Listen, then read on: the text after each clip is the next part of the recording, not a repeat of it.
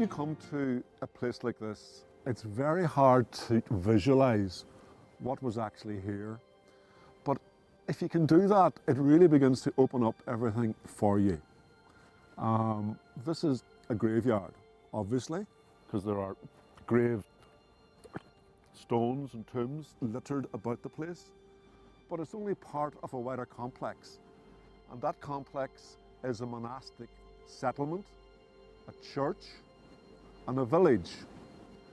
And when you look around you, you can see the lake, but the lake was lower, or it is lower now than it was then. So the lake would have been 12 feet higher. The water would have come in and lapped around it. There would have been a harbour there. You would have had people coming and going. You also had pilgrims, because this was a pilgrimage site on the way to Loch Derg.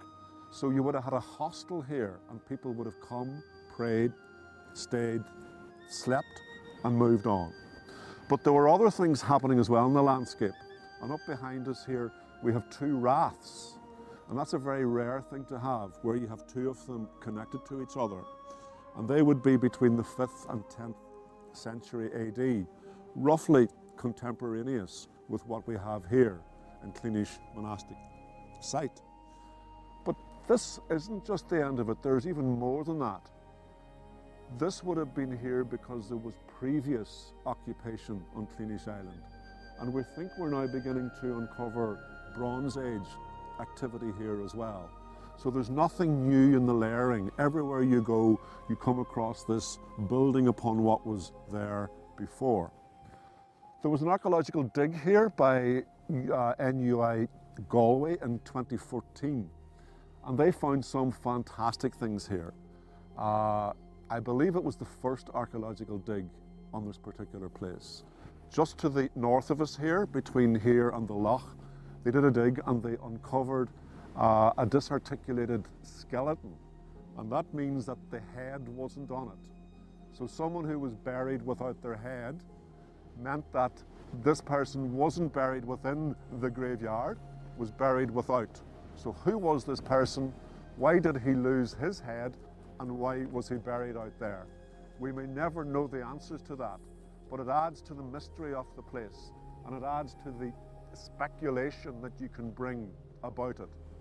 As part of the archaeological dig, they also did a geophys survey of the wider area, and it revealed a huge, extensive piece of development in the area. There were field boundaries, there were foundations of buildings, and there was a D-shaped enclosure.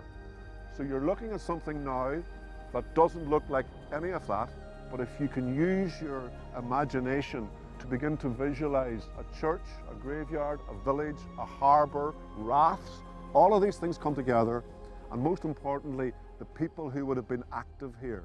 The monks praying, the people working in the fields, people at industry, and pilgrims coming up and down the loch on their way to and from Loch Derg, and of course all of the other pilgrimage churches and sites that we have littered up and down Loch Earn. The history of this place means nothing without people.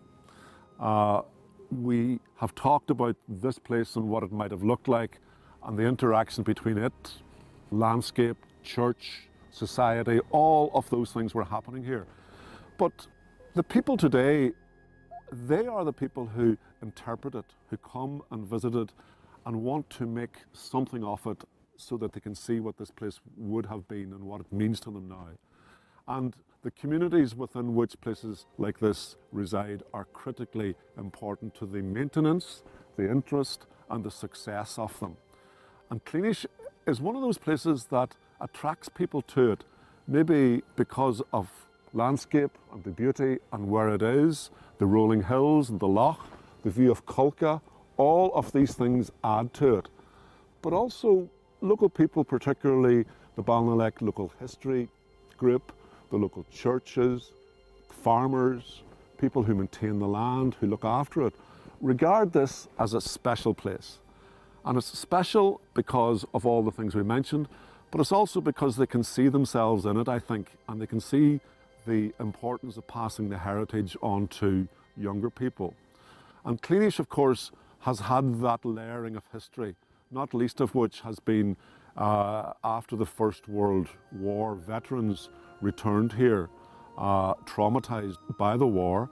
They were given 11 houses on the island, but because of the isolation, because there wasn't any bridges on and off the island then, they found it very, very hard. And some of them would have had PTSD, some of them had never farmed before, and some of them found it very, very hard to live here. And that's interesting because even though we're close to the mainland on either side of us here, it's still a very isolated place. And that more recent history reflects that back on us as well. And the local history group that made the film and wrote the book and attracted people to come here because of that are also attracting people here because of this. So it adds to the layering, it adds to the stories of people and place. It gives a real sense of pathos and a real sense of the importance of this and why it means something to people's lives, and therefore how we can continue this by bringing more people to see it, by bringing our young people over to visit it and to interpret it for our own needs in the 21st century.